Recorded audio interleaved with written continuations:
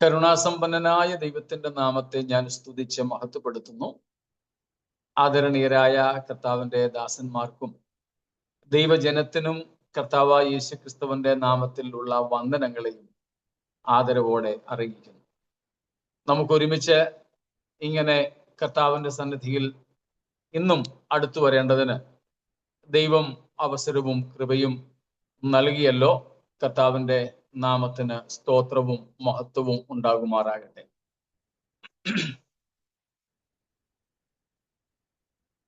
നാം ഇന്ന് ചിന്തിക്കുന്ന വേദഭാഗം വെളിപ്പാട് പുസ്തകം 20-ാം അധ്യായത്തിന്റെ 4, 5, 6 വാക്യങ്ങൾ ആണല്ലോ. ഒന്നും കൂടെ നമുക്ക് ആ വാക്യങ്ങൾ വായിച്ചുകൊണ്ട് ഇന്നത്തെ നമ്മുടെ പഠനം ആരംഭിക്കാം. ഞാൻ ന്യായാസനങ്ങളെ കണ്ടു, അവയിൽ ഇരിക്കുന്നവർക്ക് ന്യായവിധിയുടെ അധികാരം കൊടുത്തു. ക്രിസ്തു യേശുവിന്റെ സാക്ഷ്യവും ദൈവവചനവും നിമിത്തം തല ഛേദിക്കപ്പെട്ടവരും മൃഗത്തെയോ അതിന്റെ പ്രതിമയെയോ നമസ്കരിക്കുന്നവരും നെറ്റിയിലും കൈമേലും അതിന്റെ മുദ്ര കൈക്കൊള്ളുന്നവരുമായ ആത്മാക്കളെയും ഞാൻ കണ്ടു. അവർ ജീവിച്ച് 1000 ആണ്ട് ക്രിസ്തുവിനോടുകൂടെ വാണു. മരിച്ചവരിൽ ശേഷമുള്ളവർ 1000 ആണ്ട് കഴിയോളം ജീവിച്ചില്ല. ഇത് ഒന്നാമത്തെ പുനരുദ്ധാനം. ഒന്നാമത്തെ പുനരുദ്ധാനത്തിൽ പങ്കുള്ളവൻ ഭാഗ്യവാനും വിശുദ്ധനും ആകുന്നു. അവരുടെ മേൽ രണ്ടാം മരണത്തിന് അധികാരം ഇല്ല. അവർ ദൈവത്തിനും ക്രിസ്തുവിനും പുരോഹിതന്മാരായി ക്രിസ്തുവിനോടുകൂടെ 1000 ആണ്ട് വാഴും. സ്തോത്രം.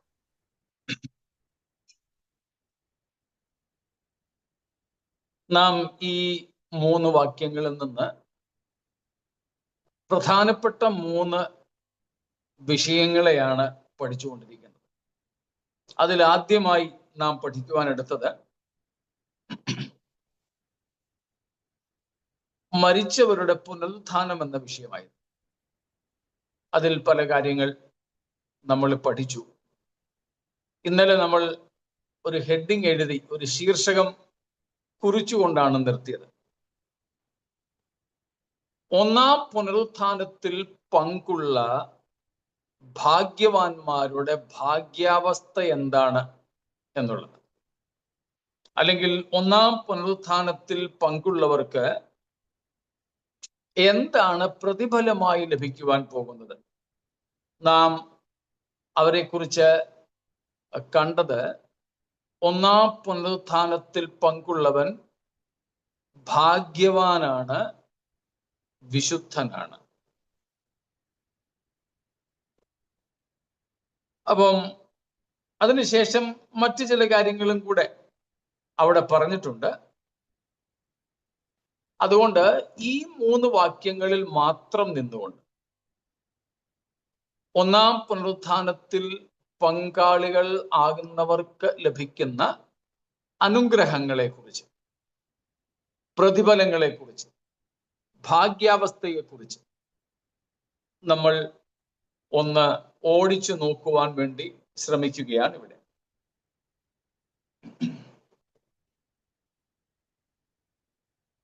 അതിൽ നാം അവിടെ കണ്ടു കഴിഞ്ഞ കാര്യമാണ് ഒന്നാം പുനരുത്ഥാനത്തിൽ പങ്കുള്ളവൻ ഭാഗ്യവാനാണ്, വിശുദ്ധനാണ് എന്നത്. അതിൽ വിശുദ്ധൻ എന്നുള്ളത് യോഗ്യതയാണ്. അതിൽ വിശുദ്ധൻ എന്നുള്ളത് ഒന്നാം പുനരുത്ഥാനത്തിൽ പങ്ക് പറ്റേണ്ടതിനുള്ള യോഗ്യതയായിട്ടാണ് പറഞ്ഞിരിക്കുന്നത്. Holi, one who partake in the first resurrection is blessed as well as holy, and this holiness is a qualification of participants in the first resurrection. അപ്പോൾ വിശുദ്ധൻ ആയിരിക്കണം എന്നത് ഒരു യോഗ്യതയാണ്, അടിസ്ഥാന ആവശ്യമാണ്. അഥവാ വിശുദ്ധന്മാർക്കല്ലാതെ, അല്ലെങ്കിൽ വിശുദ്ധിയില്ലാത്തവർക്ക് ഈ ഒന്നാം പുനരുത്ഥാനത്തിൽ പങ്ക് ഉണ്ടാവില്ല എന്ന് നമുക്കിവിടെ കാണാൻ പറ്റും. അത് ഒന്നാം പുനരുത്ഥാനത്തിൽ പങ്ക് പറ്റുന്ന 3 കൂട്ടർക്കുമുള്ള അടിസ്ഥാന യോഗ്യത. 3 കൂട്ടരും എന്നുള്ളത് നിങ്ങൾ മറന്നിട്ടില്ലായിരിക്കുമല്ലോ. പഴയ നിയമ വിശുദ്ധന്മാർ, പുതിയ നിയമ വിശുദ്ധന്മാർ, മഹാപീഡനകാല വിശുദ്ധന്മാർ. ഈ 3 കൂട്ടർക്കുമുള്ള അടിസ്ഥാന യോഗ്യതയാണ് വിശുദ്ധി എന്നുള്ളത്, അല്ലെങ്കിൽ വിശുദ്ധരായിരിക്കണം എന്നുള്ളത്. വിശുദ്ധിയുടെ അർത്ഥം, നിർവചനവും അതിന്റെ വിപരീത പദങ്ങളും ഒക്കെ നമ്മൾ പഠിച്ചിട്ടുണ്ട്. അതുകൊണ്ട് അതും ഒന്നും അധികം ആവർത്തിക്കേണ്ടതില്ലല്ലോ.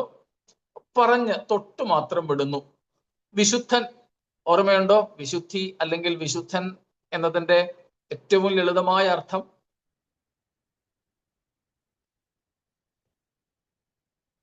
ആർക്കെങ്കിലും ഓർമ്മയുണ്ടോ? Set apart. Set apart, of course. സ്തോത്രം. ഗുഡ്.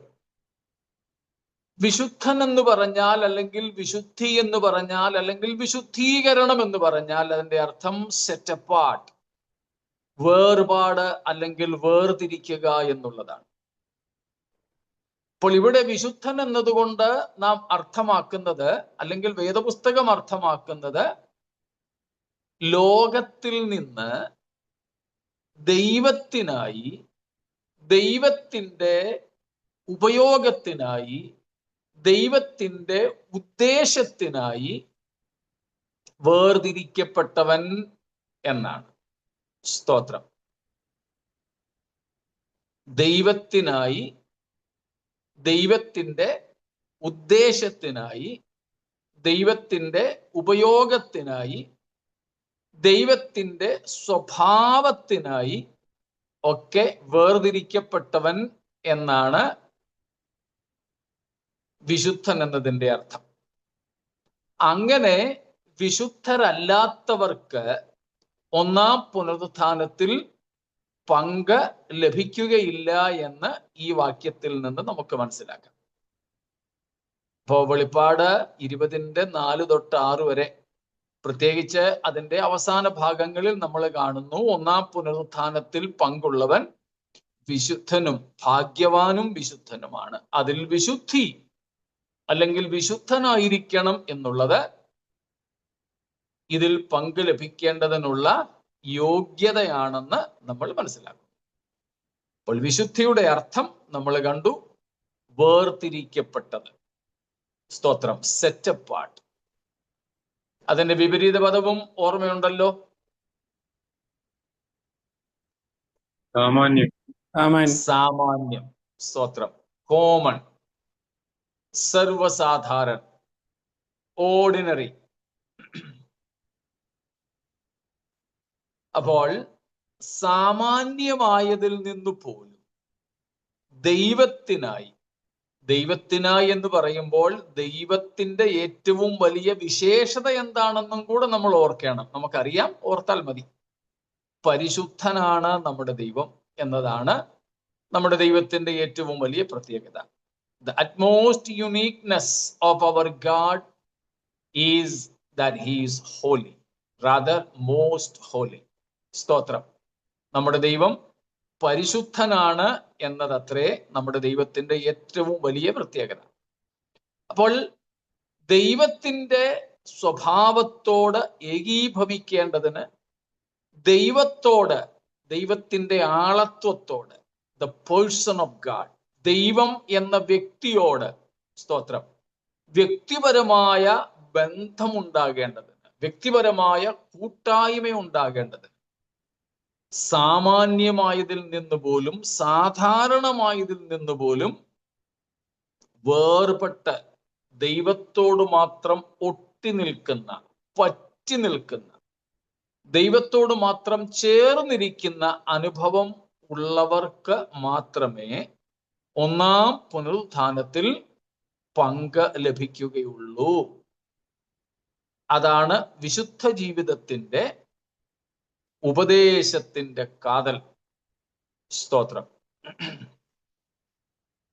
അതുകൊണ്ടാണ് പഴയ നിയമത്തിൽ ദൈവം പറഞ്ഞത്, പത്രോസ് പുതിയ നിയമത്തിൽ എടുത്തു പറഞ്ഞിരിക്കുന്നത്, തന്റെ ലേഖനത്തിൽ എടുത്തു പറഞ്ഞിരിക്കുന്നത്, ഞാൻ വിശുദ്ധനാകയാൽ നിങ്ങളും വിശുദ്ധരായിരിപ്പീൻ.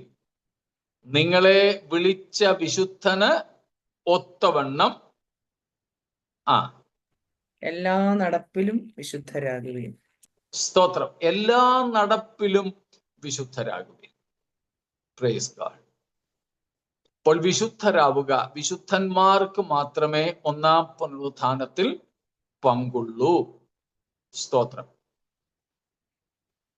എന്ന് വെച്ചാൽ നമ്മൾ രക്ഷിക്കപ്പെട്ടു എന്ന് പറയുകയും സ്നാനപ്പെടുകയും സഭയിൽ കൂടി നടക്കുകയും ഒക്കെ ചെയ്തിട്ടും വ്യക്തിപരമായ ജീവിതത്തിൽ വിശുദ്ധി പാലിക്കുവാൻ കഴിയുന്നില്ലെങ്കിൽ കർത്താവിൻ്റെ വരവിൽ നാം ഉയർക്കുകയോ രൂപാന്തരപ്പെടുകയോ ചെയ്യുകയില്ല എന്ന യാഥാർത്ഥ്യം നാം മറക്കരുത്. സ്തോത്രം. അപ്പോൾ വിശുദ്ധ ജീവിതം എന്നുള്ളത് ക്രിസ്തീയതയുടെ അടിസ്ഥാനപരമായ യോഗ്യതയാണ്. അടിസ്ഥാനപരമായ യോഗ്യതയാണ്. ആ വിശുദ്ധിയെ തികയ്ക്കുന്നതിന് വേണ്ടിയാണ് നാം രക്ഷിക്കപ്പെട്ടതിന് ശേഷം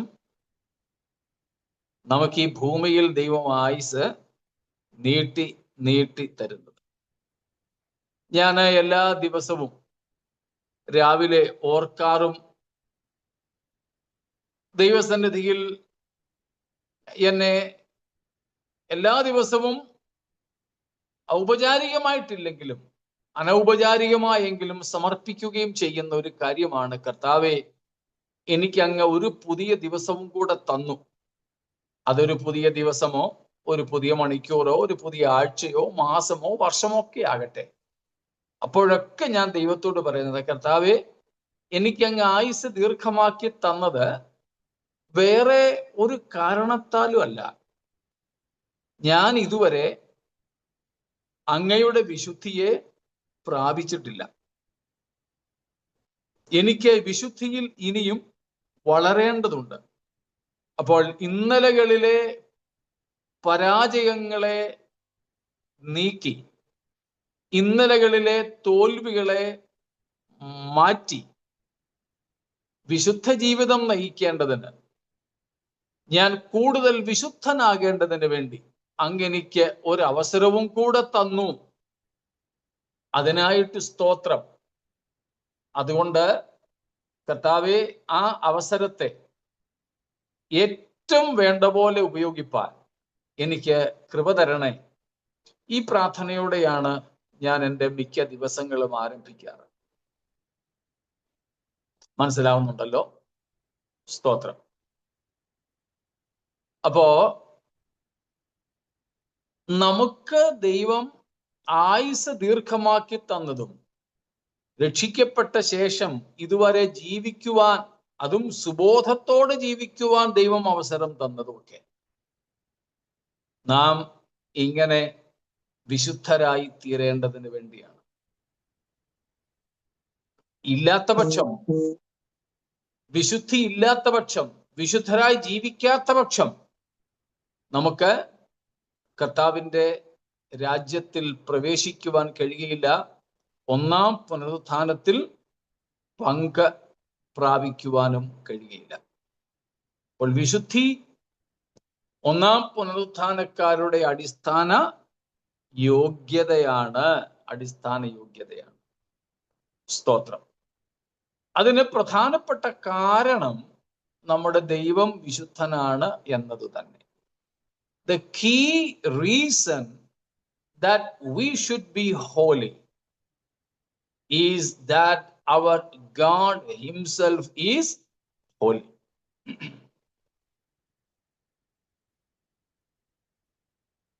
The purpose we should be holy, നാം വിശുദ്ധരായിരിക്കേണ്ട ഉദ്ദേശം ഈ വിഷയത്തോടനുബന്ധിച്ച് പറഞ്ഞാൽ, that we may partake in the first resurrection, ഒന്നാം പുനരുത്ഥാനത്തിൽ നാം പങ്കുള്ളവർ ആയിത്തീരുക. ഇത്രയും കാര്യങ്ങള് വ്യക്തമാണോ?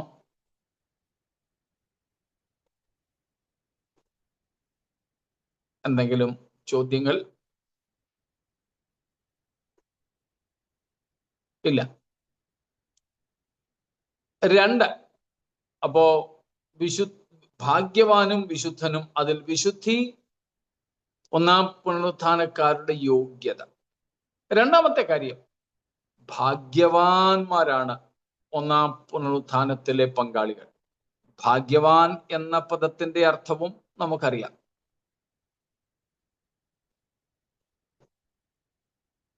അത് ഈ പുനരുത്ഥാനത്തിൽ പങ്ക് ലഭിക്കുന്നവരുടെ അനുഗ്രഹം തന്നെയാണ്, അവരുടെ അവസ്ഥ തന്നെയാണ്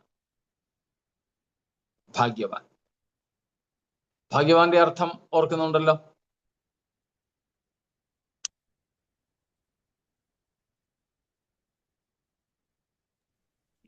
അത്യന്തം സന്തോഷിക്കുക, അത്യന്തം സന്തോഷഭരിതൻ, ആനന്ദപൂർണൻ. യാ, സ്തോത്രം. Extremely being happy. ആർക്കും അപഹരിക്കുവാൻ കഴിയാത്ത തരത്തിലെ പൂർണ്ണ സന്തോഷം അനുഭവിക്കുന്നവൻ എന്നാണ് ഭാഗ്യവാൻ എന്നതിന്റെ അർത്ഥം. അപ്പോൾ ഒന്നാം പുനരുത്ഥാനത്തിൽ പങ്കുള്ളവൻ ഭാഗ്യവാൻ എന്ന് പറഞ്ഞാൽ അവൻ നിത്യത മുഴുവനും സന്തോഷിക്കുന്നവനായിരിക്കും, സന്തോഷത്തിന്റെ പരിപൂർണത അനുഭവിക്കുന്നവനായിരിക്കും. സ്തോത്രം. അവന്റെ സന്തോഷത്തിന് ഒരു കുറവും വരികയില്ല എന്ന് നമുക്ക് മനസ്സിലാക്കാം. സ്തോത്രം. കാരണം ഒന്നാം പുനരുത്ഥാനത്തിൽ പങ്കില്ലാത്തവർ ഒരിക്കലും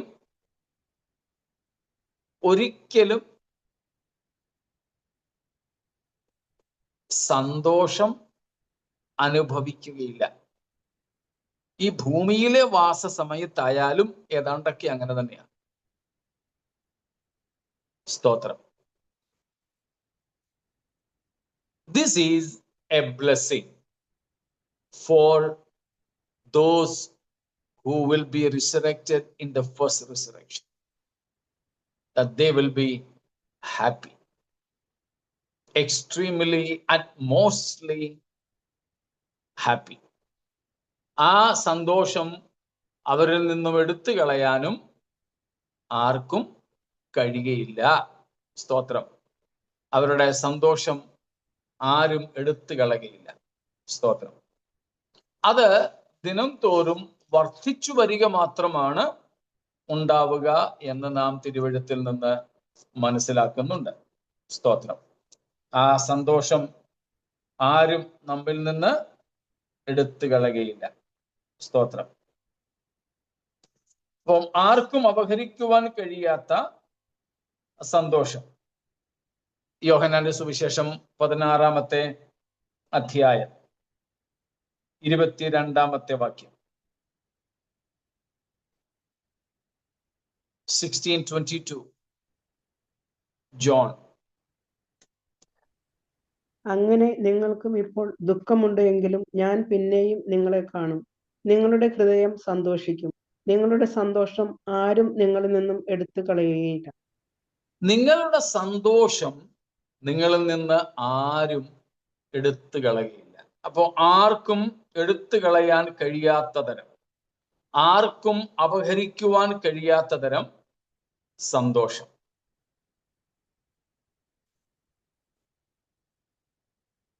ഈ സന്തോഷം ഉയർത്തെഴുന്നേറ്റ ശേഷം മാത്രമല്ല, ഇപ്പോഴേ നമുക്ക് അനുഭവിക്കുവാൻ കഴിയും. അതിൻ്റെ കൺസ്യൂമേഷൻ, അതിൻ്റെ പൂർണ്ണതയെ കുറിച്ചാണ് നാം ഇവിടെ കാണുന്നത്. അതിൻ്റെ പൂർണ്ണത നമുക്ക് ലഭിക്കുന്നത് നമ്മുടെ കർത്താവിൻ്റെ സന്നിധിയിൽ നാം രൂപാന്തരപ്പെട്ട ശരീരവുമായി ചെല്ലുമ്പോൾ മാത്രമായിരിക്കും. സ്തോത്രം.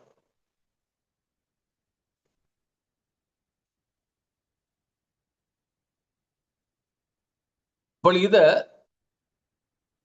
ഒന്നാം പുനരുത്ഥാനത്തിൽ പങ്കാളിയാകുന്നവർക്കുള്ള അനുഗ്രഹമാണ്. ഇത് നമുക്കൊരു അനുഗ്രഹമാകുന്നത് നമുക്കറിയാം, ഒന്നാം പുനരുത്ഥാനത്തിൽ പങ്ക് ലഭിക്കാത്തവർക്ക് നിത്യതയിൽ ഒരു നിമിഷം പോലും സന്തോഷിപ്പാൻ വകയുണ്ടാവില്ല. പക്ഷേ നമുക്കോ നിത്യാനന്ദം നമ്മുടെ തലമേൽ പകർന്നു, ആനന്ദ തൈലം കൊണ്ട് നമ്മെ അഭിഷേകം ചെയ്ത്, സ്തോത്രം, ആനന്ദ തൈലം കൊണ്ട് നമ്മെ അഭിഷേകം ചെയ്ത് ദിനം തോറും ആനന്ദത്തിന്റെ തിമിർപ്പിലൂടെ നടത്തുന്ന അനുഭവം, അത് ഒന്നാം പുനരുത്ഥാനത്തിലെ പങ്കാളികൾക്ക് ലഭിക്കുന്നതാണ്. ഇത് രണ്ടും വ്യക്തമാണോ?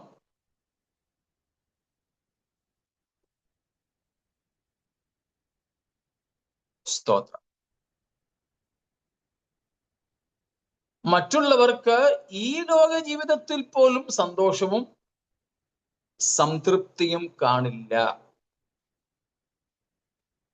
സന്തോഷവും സംതൃപ്തിയും അനുഭവിക്കുന്നവർ ഇന്നും ദൈവജനം തന്നെയാണ്. പുനരുത്ഥാന ശേഷവും ദൈവമക്കൾക്ക് മാത്രമേ അത് പറ്റുകയുള്ളൂ. സ്തോത്രം.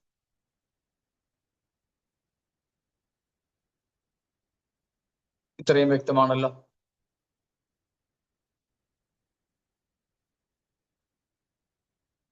സ്തോത്രം.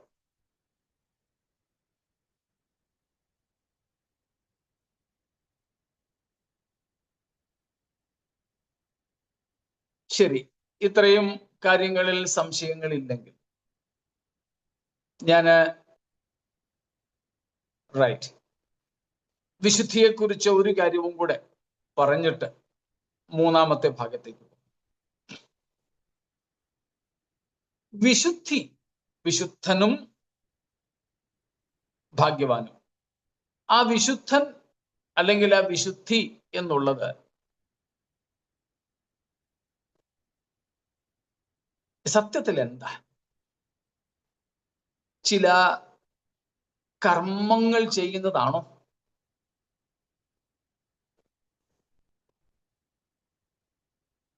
നമ്മളിതിനു മുമ്പ് ഒരു നമ്മുടെ ക്ലാസ്സിൽ അധികം ദിവസങ്ങളായിട്ടില്ലെന്നാണ് എൻ്റെ ഓർമ്മ, ഇതേപ്പറ്റി പറഞ്ഞിരുന്നു.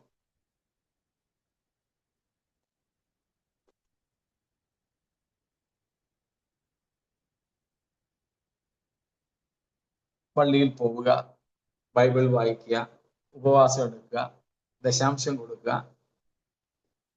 ഇതൊക്കെയാണോ വിശുദ്ധി എന്ന് പറഞ്ഞാൽ? നമുക്ക് എങ്ങനെയാ അതിനെ നിർവചിക്കാൻ പറ്റുക?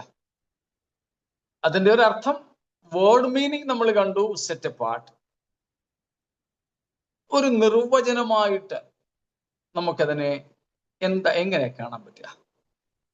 വിശുദ്ധി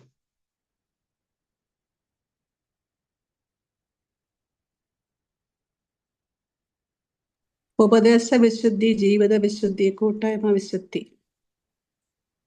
ഓക്കെ.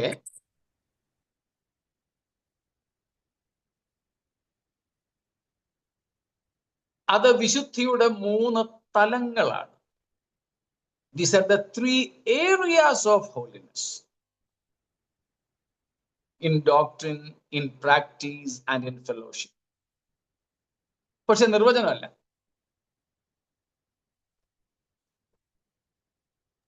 വിശുദ്ധി ഒരു സ്വഭാവമായി മാറണം. യെസ്. ഈ holiness should become our nature. Stotram. Not some mere actions.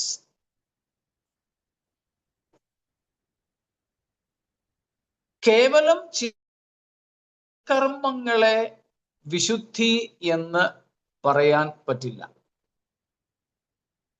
Of course, it is being separate and different, certainly. But yet, more than that. Holiness is not mere actions. വിശുദ്ധി എന്നുള്ളത് ചില ചെയ്തികൾ, ചില കർമ്മങ്ങൾ മാത്രമല്ല. ചില സൽക്കർമ്മങ്ങൾ ഞാൻ ഈ പറഞ്ഞതുപോലെ സ്നാനപ്പെടുക, സഭയിൽ പോകുക, എല്ലാ യോഗങ്ങൾക്കും സംബന്ധിക്കുക, എല്ലാ യോഗങ്ങളിലെയും നോട്ട്സ് എഴുതിയെടുക്കുക, പാട്ട് പാടുക, ഇതൊക്കെ നമ്മൾ ചെയ്യാറുണ്ട്. പക്ഷേ ഇതെല്ലാം കൊണ്ട് ഒരുത്തൻ വിശുദ്ധനാണെന്ന് വരില്ല. ചിലരെ ചർച്ചിന്റെ കാര്യങ്ങളിലൊക്കെ ഭയങ്കര ആക്റ്റീവാണ്. എനിക്കറിയാം ചില സഭകളിലെ ചിലരെ ഒത്തിരി ആക്റ്റീവാണ്. പക്ഷെ അവരെ ചർച്ചിൽ ആക്റ്റീവ് ആയതുകൊണ്ട് ചർച്ചിന്റെ ആക്ടിവിറ്റീസിൽ, ചർച്ചിന്റെ ചില കാർമ്മിക കാര്യങ്ങളിൽ വളരെ ഊർജസ്വലരായി പങ്കെടുക്കുന്നത് കൊണ്ട് അവരെ വിശുദ്ധരെന്ന് വിളിക്കാൻ പറ്റുമോ? പറ്റത്തില്ല.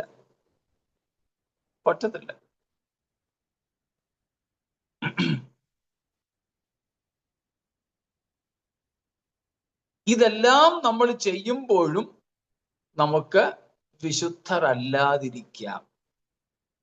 അങ്ങനെയാണെങ്കിൽ പിന്നെ വിശുദ്ധി എന്ന് പറയുന്നത് എന്താ? വെറും കർമ്മങ്ങളായി അതിനെ കാണാതെ അത് നമ്മുടെ നേച്ചറായി, സ്വഭാവമായിട്ട് മാറണം.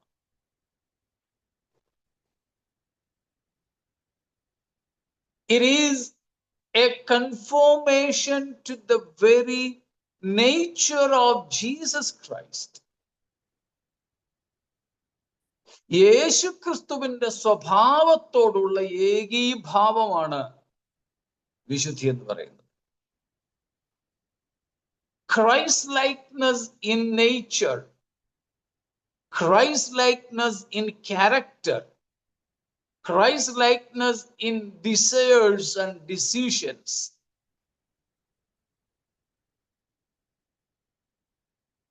Christ like longings. യേശുക്രിസ്തുവിന്റെ സ്വഭാവത്തോടുള്ള ഏകീഭാവം. സ്തോത്രം. Also a deep desire, an unquenchable quest to attain the maximum possible level of holiness while living on earth in physical body. അതുമല്ലെങ്കിൽ നമുക്ക് പറയാൻ പറ്റും,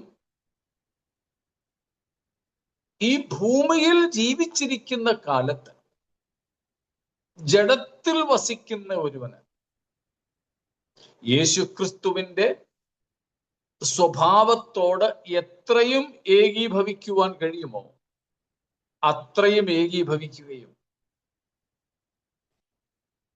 സ്തോത്രം, ബാക്കിയുള്ളതും കൂടെ നേടുന്നതിന് അല്ലെങ്കിൽ ആ അവസ്ഥയിൽ കൂടെ എത്തുന്നതിന് വേണ്ടി അത്യധികമായി കൊതിക്കുകയും അതിനനുസരിച്ച് ജീവിക്കുകയും ചെയ്യുന്ന ഒരവസ്ഥയാണ് ഈ വിശുദ്ധി എന്ന് പറയുന്നത്. വ്യക്തമാണോ?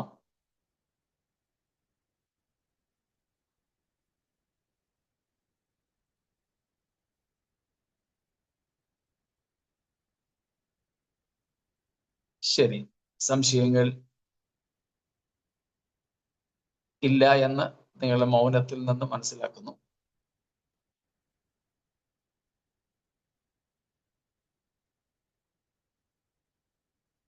അപ്പൊ ഈ നിലയിൽ നാം വിശുദ്ധരായിത്തീരണം.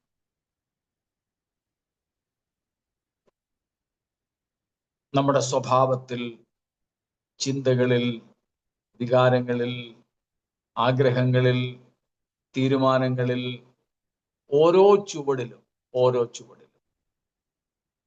സ്തോത്രം, തൃപ്തരാകത്തില്ല. ഈ വിശുദ്ധിയുടെ അവസ്ഥയിൽ ഒരു യഥാർത്ഥ വിശുദ്ധൻ ജീവിച്ചിരിക്കുന്നിടത്തോളം കാലം അവൻ തൃപ്തനാകത്തില്ല. തൃപ്തനാകാത്തത് കൊണ്ട് തന്നെ അവൻ ഈ വിശുദ്ധിയിൽ ഭൂമിയിൽ ജീവിക്കുന്നിടത്തോളം കാലം എന്ത് ചെയ്തുകൊണ്ടിരിക്കും? വളർന്നുകൊണ്ടേയിരിക്കും. A true saint, a holy person will never ever be content, satisfied enough with his or her holiness, standard of holiness while living on earth. Since that person is not content, he will over and over again trying to achieve the maximum possible conformity to the nature of Christ. മനസ്സിലായോ? ഒരു യഥാർത്ഥ വിശുദ്ധൻ അവന്റെ വിശുദ്ധിയുടെ നിലവാരത്തിൽ ഒരിക്കലും സംതൃപ്തനായിരിക്കില്ല.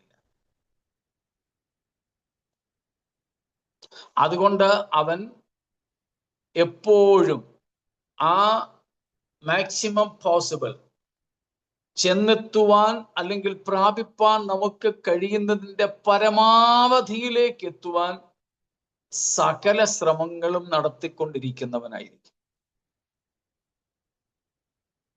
അന്ത്യശ്വാസം വരെ അവൻ അതിനു വേണ്ടിയുള്ള അഭിവാഞ്ച ഉണ്ടായിരിക്കും. ഗ്രേറ്റ് ലോങ്ങിങ് ഹി വിൽ ഹാവ്. വ്യക്തമാണല്ലോ. സ്തോത്രം.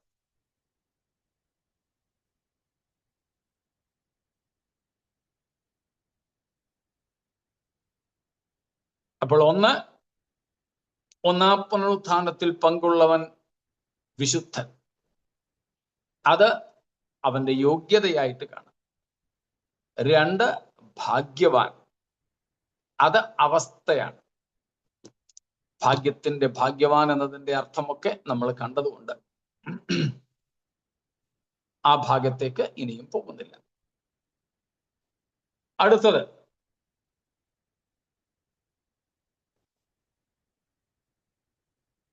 മൂന്നാമത്തെ കാര്യം ഈ സഭയ്ക്ക് ലഭിക്കുവാൻ പോകുന്നത്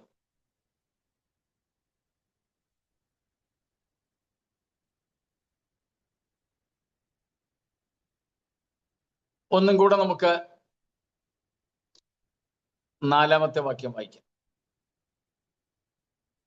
ഞാൻ ന്യായാസനങ്ങളെ കണ്ടു, അവയിൽ ഇരിക്കുന്നവർക്ക് ന്യായവിധിയുടെ അധികാരം കൊടുത്തു. യേശുവിന്റെ സാക്ഷ്യവും ദൈവവചനവും നിമിത്തം തല ഛേദിക്കപ്പെട്ടവരും മൃഗത്തെയോ അതിന്റെ പ്രതിമയെയോ നമസ്കരിക്കാതിരുന്നവരും നെറ്റിയിലും കൈമേലും അതിനെ മുദ്ര കൈക്കൊള്ളാതിരുന്നവരും ആയവരുടെ ആത്മാക്കളെയും ഞാൻ കണ്ടു. അവർ ജീവിച്ചു 1000 ആണ്ട് ക്രിസ്തുവിനോട് കൂടെ വാണു. സ്തോത്രം.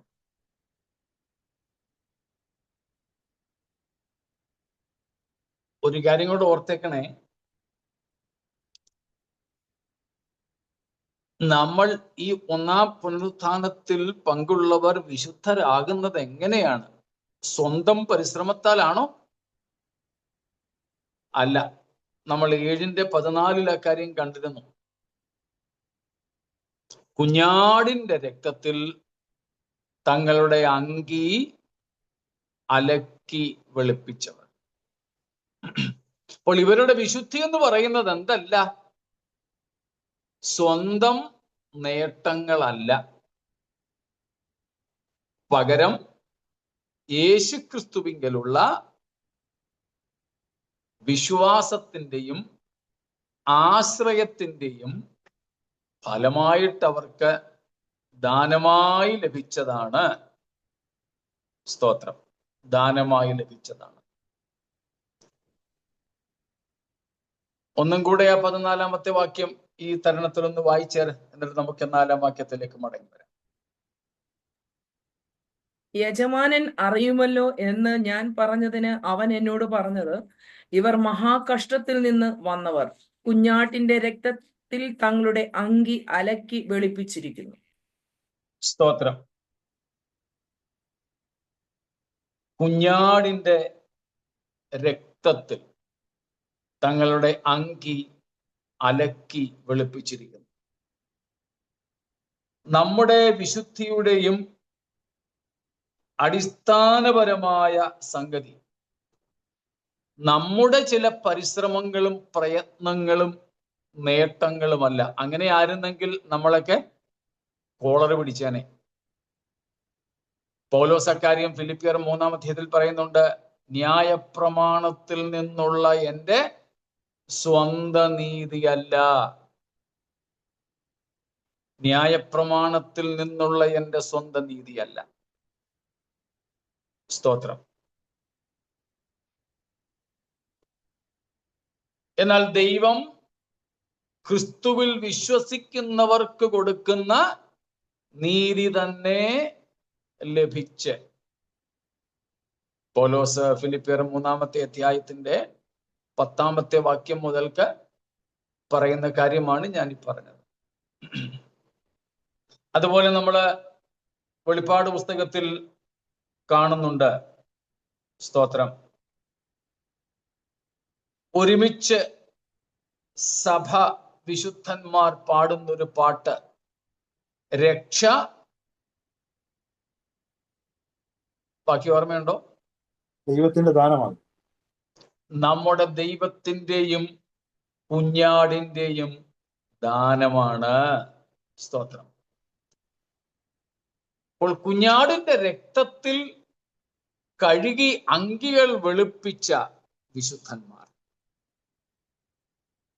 സിംഹാസനത്തിലിരിക്കുന്ന പിതാവും തന്റെ മുമ്പിലുള്ള ദൈവകുഞ്ഞാടായ ക്രിസ്തുവും ദാനമായി നമുക്ക് നൽകുന്നതാണ് ഈ രക്ഷ, ഈ വിശുദ്ധി.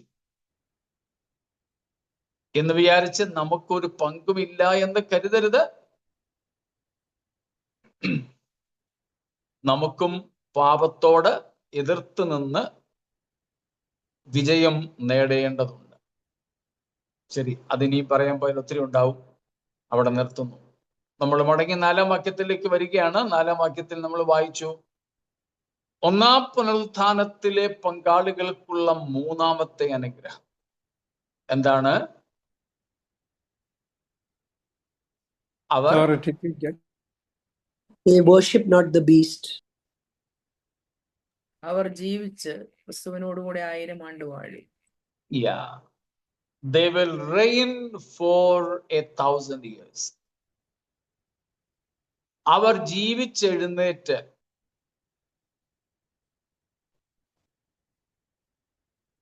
ക്രിസ്തുവിനോടുകൂടെ 1000 ആണ്ട് വാഴും. ഇപ്പൊ 3-ാമത്തെ അനുഗ്രഹമാണ് സഹസ്രാബ്ദ വാഴ്ചയിൽ ക്രിസ്തുവിനോട് കൂടെ വാഴുന്നതിനുള്ള ഭാഗ്യകരമായ അനുഭവം. അതേക്കുറിച്ച് ഞാൻ ഇന്ന് വിവരിക്കുന്നില്ല. ഇതിനു ശേഷം സഹസ്രാബ്ദ വാഴ്ച എന്നത് വരുന്നു. അന്നേരം നമുക്ക് ആ കാര്യങ്ങൾ വിശദമായിട്ട് ചിന്തിക്കാം. ഇപ്പോൾ ഈ വിഷയത്തിൽ അതൊന്ന് തൊട്ടുവിട്ടു എന്ന് മാത്രം. അപ്പോൾ 1-ാം പുനരുത്ഥാനത്തിൽ പങ്കുള്ളവർക്ക് ലഭിക്കുന്ന ഭാഗ്യകരമായ അവസ്ഥയിൽ 3-ാമത്തേതാണ്, അവർ 1000 ആണ്ട് ക്രിസ്തുവിനോട് കൂടെ വാഴും. They will reign for 1000 years with Christ. 1000 ആണ്ട് വാഴ്ചയെ കുറിച്ച് അടുത്തത് നമ്മൾ ചിന്തിക്കാൻ പോകുന്നത് ന്യായാസനങ്ങളെ കുറിച്ചാണ്, അല്ലെ ന്യായവിധികളെ കുറിച്ച്. അത് കഴിഞ്ഞിട്ട് 1000 ആണ്ട് വാഴ്ചയെ കുറിച്ച് ചിന്തിക്കും. അപ്പോൾ ഈ കാര്യം വ്യക്തമാകും. അതുവരെ സംശയങ്ങൾ ഉണ്ടെങ്കിൽ ഒന്ന് കാത്തിരുന്നാലും. മുമ്പോട്ട് പോകാമല്ലോ. 4-ാമത്തെ കാര്യം അതേ വാക്യത്തിലുണ്ട്. 4-ാം വാക്യത്തിൽ തന്നെ ഉണ്ട്, ഞാൻ ന്യായാസനങ്ങളെ കണ്ടു, അതിൽ ഇരിക്കുന്നവർക്ക് given authority to judge. ന്യായവിധിയുടെ അധികാരം. അപ്പോൾ ഒന്നാം പുനരുത്ഥാനത്തിൽ പങ്കാളികളാകുന്നവർക്ക് ലഭിക്കുന്ന നാലാമത്തെ ഭാഗ്യകരമായ അവസ്ഥയാണ് അവർ ആരെയൊക്കെയോ ന്യായം വിധിക്കും. അവർ ന്യായവിധി നടത്താൻ അധികാരമുള്ളവരായിരിക്കും.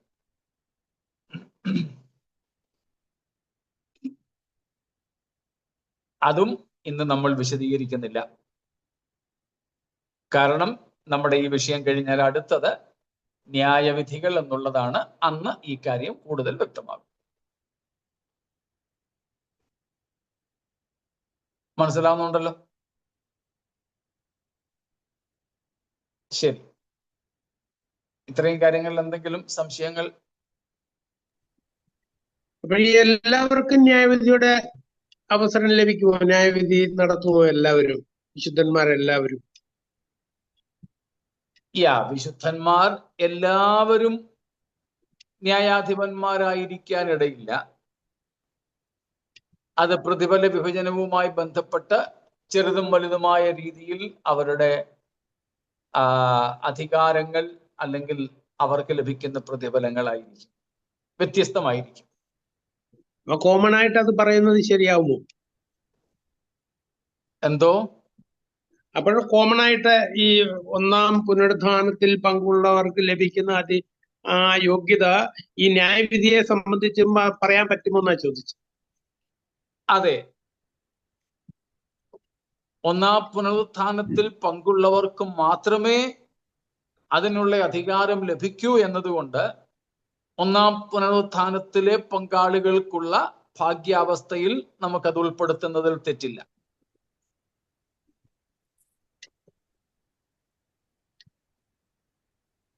പത്താം ക്ലാസ് പാസ്സാകുന്നവർക്ക് അല്ലെങ്കിൽ 12ാം ക്ലാസ് പാസ്സാകുന്നവർക്ക്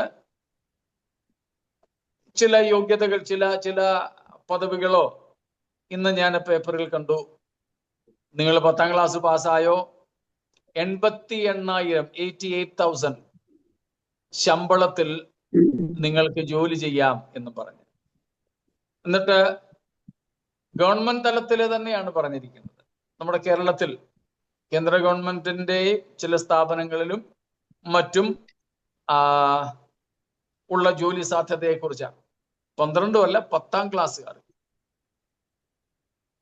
അപ്പൊ ഈ 10ാം ക്ലാസ്, നിങ്ങൾ 10ാം ക്ലാസ് പാസ്സായോ, എന്നാൽ 88,000 രൂപയ്ക്ക് ശമ്പളത്തിൽ 88,000 രൂപ ശമ്പളത്തിൽ നിങ്ങൾക്ക് ജോലി കയറാമെന്ന് പറഞ്ഞ ഹെഡിങ് കണ്ടുകൊണ്ട് ഞാൻ വായിച്ചു.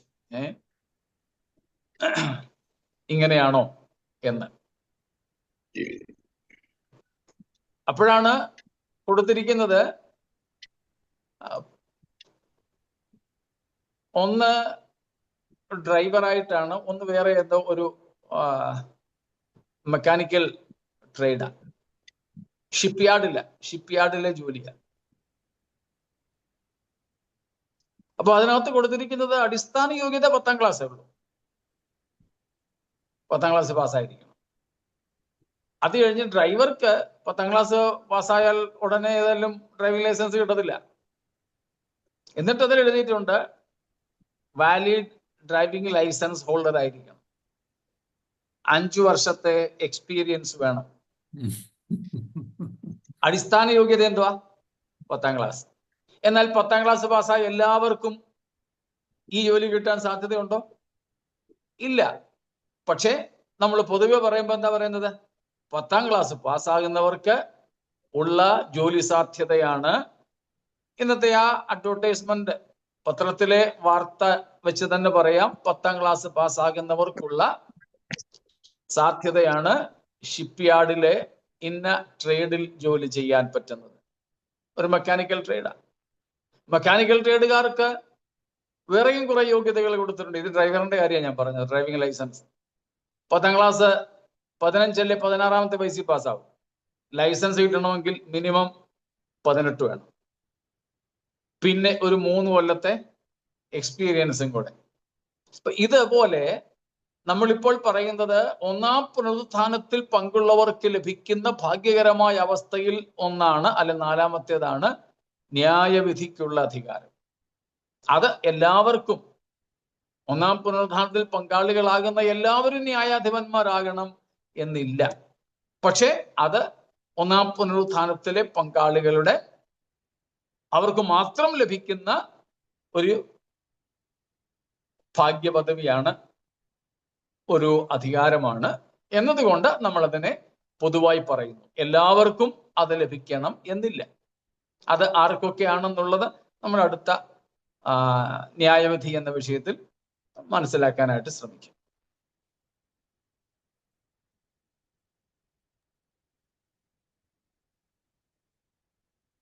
മറ്റെന്തെങ്കിലും? പക്ഷേ ഈ ഒന്നാം പുനരുത്ഥാനത്തിൽ പങ്കില്ലാത്തവരാരും നിത്യതയിൽ കർത്താവിനോടൊപ്പം കാണത്തില്ലേ? ഇല്ല. അപ്പൊ പിന്നെ ഈ 1000 ആണ്ട് വാഴ്ചയിൽ ആരും രക്ഷിക്കപ്പെടത്തില്ലേ? 1000 ആണ്ട് വാഴ്ചയിൽ രക്ഷിക്കപ്പെടുന്നവർ ഏതാണ്ട് എല്ലാവരും തന്നെ. പ്രത്യേകിച്ച് അതിൽ രക്ഷിക്കപ്പെടുന്നവർ ആരായിരിക്കും?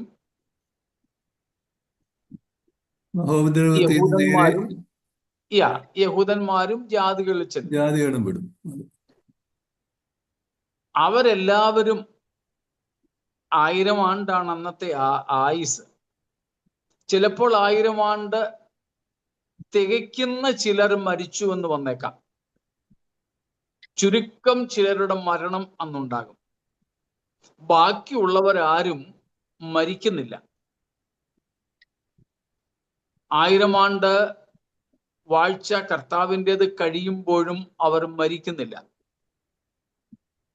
അത് കഴിഞ്ഞിട്ട് മരിക്കുന്നവർ ആര് മാത്രമാണ്? 20:7 തൊട്ടുള്ള വാക്യങ്ങളിൽ കാണുന്നത് പോലെ സാത്താനോട് കൂടെ കൂടുന്നവർ മാത്രമാണ്. പിന്നെ ബാലൻ 100 വയസ്സുള്ളവനായി മരിക്കുമെന്നൊക്കെ പറയുന്നുണ്ടല്ലോ ഇടയ്ക്ക്. അതാ പറഞ്ഞത്, ചുരുക്കം ചിലർ, ഏതാനും ചിലർ മാത്രം.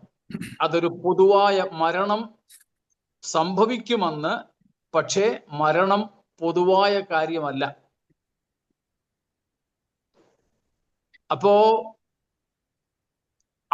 അവിടെ 1000 ആണ്ട് വാഴ്ചയിൽ ജീവിച്ചിരുന്നവരിൽ മരിക്കുന്നവർ ഏതാണ്ട് എല്ലാവരും, ചുരുക്കം ചിലർ ഒഴികെ ഏതാനും ശതമാനം കാണും. ശതമാനം എത്ര എന്ന് പറയാൻ നമ്മൾ തൽപരരല്ല. ഒരു ചെറിയ ശതമാനം ഒഴികെ മറ്റെല്ലാവരും മരിക്കുന്നവർ സാത്താന്റെ മന്ത്രണത്തിൽ കൂടി ഗോഗ് മാഗോഗ് യുദ്ധത്തിൽ ക്രിസ്തുവിനോട് എതിർക്കുന്നവർ മാത്രമായിരിക്കും. ബാക്കിയുള്ളവരെല്ലാം ജീവിച്ചിരുന്ന് തന്നെ കർത്താവിനോട് കൂടെ നിത്യതയിലേക്ക് പ്രവേശിക്കുകയാണ് ചെയ്യുക. ഇനി ഏതാനും ചിലർ ഈ 1000 ആണ്ട് വാഴ്ചക്കാലത്ത് വിശുദ്ധന്മാരായി മരിച്ചു വന്നിരിക്കട്ടെ. അവരെ നിത്യ നരകത്തിൽ തള്ളാതിരിക്കേണ്ടതിന് വേണ്ടിയാണ് 20-ാം അധ്യായം 11-ാം വാക്യം മുതൽ താഴോട്ട്, പ്രത്യേകിച്ച് അതിന്റെ 13 മുതലുള്ള വാക്യങ്ങളിൽ കാണുന്നത്, പുസ്തകങ്ങൾ തുറന്നു.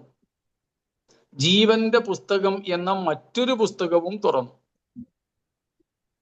ജീവപുസ്തകത്തിൽ പേരെഴുതി കാണാത്ത ഏവനെയും തീപ്പുകയിൽ തള്ളിയിട്ടു. അപ്പോൾ ഈ 1000 ആണ്ട് വാഴ്ചക്കാലത്ത് മരിച്ച ഏതെങ്കിലും വിശുദ്ധന്മാർ ഉണ്ടെങ്കിൽ, വിശുദ്ധന്മാർ ആരെങ്കിലും മരിച്ചുവെങ്കിൽ അവരുടെ ഉയർപ്പിലും നരകത്തിലേക്ക് അവർ തള്ളപ്പെടുന്നില്ല. ജീവപുസ്തകത്തിൽ പേരുണ്ടോ ഇല്ലയോ എന്ന് അന്തിമ ന്യായവിധിയിലും ഒരിക്കൽ കൂടെ ഉറപ്പുവരുത്തിയ ശേഷമേ വിടൂ. ഇന്നലെ എൻ്റെ ഫാദർ ഇൻ ലോയുടെ ഡിസ്ചാർജ് ആയിരുന്നു ആശുപത്രിയിൽ നിന്ന്.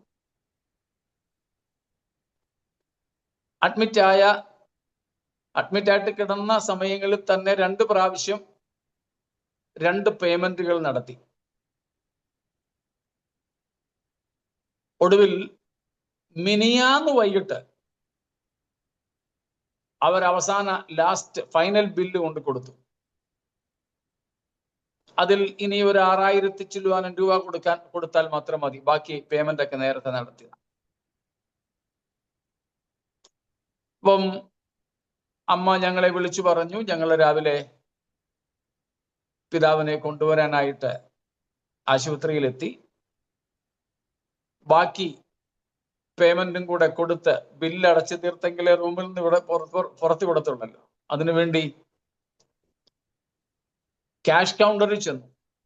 ബിൽ പേ ചെയ്യാൻ വേണ്ടി ചെന്നപ്പോൾ അവർ പറഞ്ഞു, തലേ ദിവസം മിനിയാന്ന് വൈകിട്ട് ബില്ല് തന്നതാ, ലാസ്റ്റ് ബില്ല് തന്നതാ. അവർ പറഞ്ഞു, ഒരു അരമണിക്കൂർ കൂടെ കഴിഞ്ഞു വാ, നിങ്ങളുടെ ബില്ല് ഞങ്ങൾക്ക് ഒന്ന് റീചെക്ക് ചെയ്യണം, ഒന്നും കൂടെ ഒന്ന് നോക്കണം, കൂടുതലോ കുറവോ വല്ലോ ഉണ്ടോ.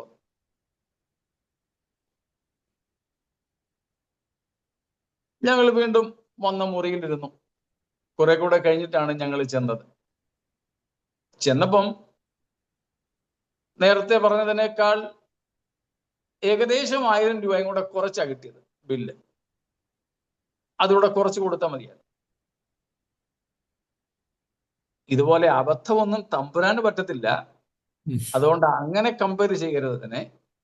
പക്ഷേ ജീവപുസ്തകത്തിൽ പേരുണ്ടോ ഇല്ലയോ എന്ന് ഒരിക്കൽ കൂടെ ഉറപ്പുവരുത്തും. ആ ഉറപ്പ് ദൈവത്തിന് സംശയമുള്ളത് കൊണ്ടല്ല, ഈ നരകപ്പൊയ്കയിലേക്ക് തള്ളപ്പെടുന്നവർക്ക് സംശയം ഇല്ലാതിരിക്കാൻ വേണ്ടിയാണ്. കൂടാതെ ഈ 1000 ആണ്ട് വാഴ്ചക്കാലത്ത് മരിക്കുന്നവരിൽ ആരെങ്കിലും വിശുദ്ധന്മാരാണെങ്കിൽ അവരും ഈ 1000 ആണ്ട് വാഴ്ച കഴിഞ്ഞിട്ടുള്ള ഉയർപ്പിലായിരിക്കും ഉയർക്കുന്നത്. കാരണം അതിനു മുമ്പ് ഉയർക്കാൻ വേറെ സാധ്യതയൊന്നുമില്ല. അങ്ങനെ മരിച്ചവരെ പോലും അവരുടെ പേര് ജീവപുസ്തകത്തിൽ ഉള്ളവരാണെങ്കിൽ അവർ 1000 ആണ്ട് വാഴ്ചക്കാലത്താണ് മരിച്ചത് എന്നത് നിമിത്തം എവിടേക്ക് തള്ളപ്പെടുന്നില്ല? നരകത്തിലേക്ക്. അതുകൊണ്ട് ആ ആശങ്കയും നമുക്ക് വേണ്ടെന്നാണ് ഞാൻ ഈ പറഞ്ഞതിന്റെ സാരം. എന്നാൽ ഈ ഒന്നാം പുനരുത്ഥാനത്തിൽ പങ്കുള്ളവൻ എന്ന് പറയുന്നത് ഇന്ന് ഭൂമിയിൽ മാനുഷ ഭരണകൂട കാലത്ത്, ഹ്യൂമൻ ഗവൺമെന്റിന്റെ സമയത്ത്, ഇന്നത്തെ ലോകത്തിൽ ജീവിച്ചിരിക്കുന്നവരുമായി ബന്ധപ്പെട്ടാണ് ഒന്നാം പുനരുത്ഥാനത്തിൽ പങ്കുള്ളവർ മാത്രമേ കർത്താവിന്റെ രാജ്യത്തിൽ എത്തുകയുള്ളൂ, അല്ലെങ്കിൽ നിത്യതയിൽ എത്തുകയുള്ളൂ എന്ന് പറഞ്ഞിരിക്കുന്നതിന്റെ സാരം. യുഗം മാറുകയാണ് ക്രിസ്തുവിന്റെ സഹസ്രാബ്ദ വാഴ്ചയോടുകൂടെ. ഇന്ന് 100 വയസ്സ് ഒത്തിരിയാണ്. 100 വയസ്സ് വരെ ജീവിച്ചിരിക്കുന്നവർ ചുരുക്കം. എന്നാൽ അന്നോ 1000 ആണ്ടാണ് ആയുസ്, 1000 വർഷം ആയുസ്. അപ്പം ഇന്നത്തേതിൽ നിന്നും തികച്ചും വ്യത്യസ്തമാണ് അന്നത്തേത്. കാരണം ഭരണം മാറി. നമ്മൾ പറയത്തില്ലേ, ഉമ്മൻചാണ്ടിയുടെ കാലം, പിണറായിയുടെ കാലം, VS-ന്റെ കാലം എന്നൊക്കെ.